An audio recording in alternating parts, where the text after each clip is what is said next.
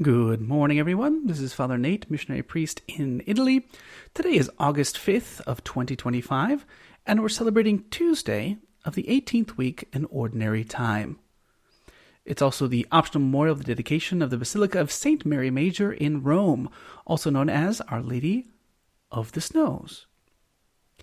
So we will take the Gospel, though, from the day, which is from Matthew chapter 14, verses 22 through 36. Jesus made the disciples get into a boat and precede him to the other side of the sea while he dismissed the crowds. After doing so, he went up on the mountain by himself to pray. When it was evening, he was there alone. Meanwhile, the boat, already a few miles offshore, was being tossed about by the waves, for the wind was against it. During the fourth watch of the night, he came toward them, walking on the sea. When the disciples saw him walking on the sea, they were terrified. "It is a ghost," they said, and they cried out in fear. At once Jesus spoke to them. "Take courage, it is I. Do not be afraid." Peter said to him in reply, "Lord, if it is you, command me to come out to you on the water." He said, "Come." Peter got out of the boat and began to walk on the water towards Jesus. But when he saw how strong the wind was, he became frightened, and, beginning to sink, he cried out, "Lord, save me." Immediately Jesus stretched out his hand and caught him, and said to him, "O you of little faith, why did you doubt?"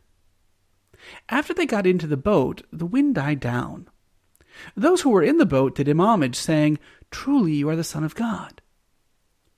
After making the crossing, they came to land at Gennesaret. When the people of that place recognized him, they sent word to all the surrounding country.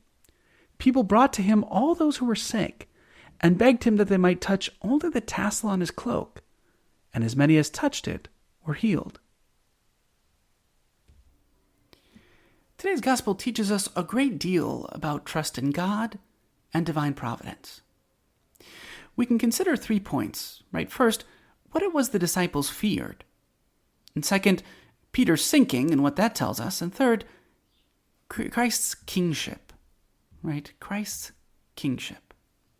So first, it's pretty clear the disciples were very much afraid of the storm, right? Now, during the spring, storms would arise often and quite suddenly. So, on the one hand, it shouldn't surprise us that the disciples found themselves in this situation, right? And again, as fishermen, they would have known, but what is it? It's Christ's insistence that they go, right? Now, yet, when we think about it, the very thing the disciples feared, the sea, was only a staircase for Jesus to come to them. It was the instrument he used to draw near to them. Oftentimes we fear difficult experiences of life, sufferings, or challenges, only to discover that these experiences bring Jesus closer to us. Now, this leads to another sort of related question, an interesting one. Well, why didn't the disciples recognize Jesus? Why did they think he was a ghost? Well, because they weren't looking for him. The same happens in our lives. If we're not looking for Christ in the midst of challenges and difficulties, we'll miss him. Now, second, what was it that caused Peter to sink?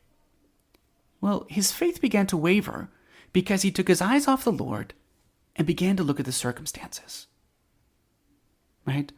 He takes his focus off Jesus and starts to sink. Nevertheless, says one commentator, we have to give Peter credit for knowing he was sinking and for crying out to the Lord for help. Right? He cried out when he was beginning to sink and not when he was already drowning. Right? Sometimes it's hard for us to ask for help. A lot of times we wait until we're in over our heads, but Christ is there, waiting for us. As soon as we ask for help, he sticks out his hand to stabilize us and save us. And third, this is kind of surprising, again, this miracle also shows us Christ's kingship, right?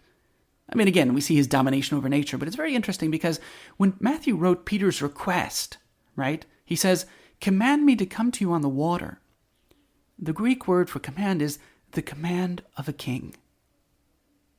Peter knew that Jesus Christ was king over all nature, including the wind and the waves.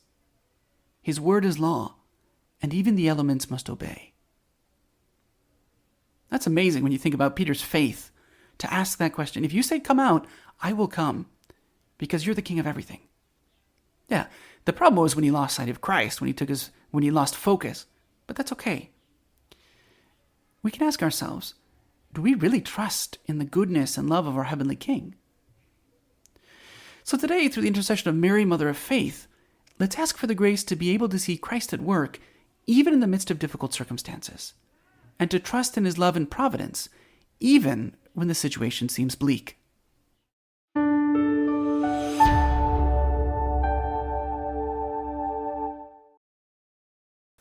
If you found this video fruitful, please feel free to share it with a friend or family member. Or if you would like to learn more about our missionary priests throughout the world and how to support them, please visit iveamerica.org. Thank you for watching, and God bless.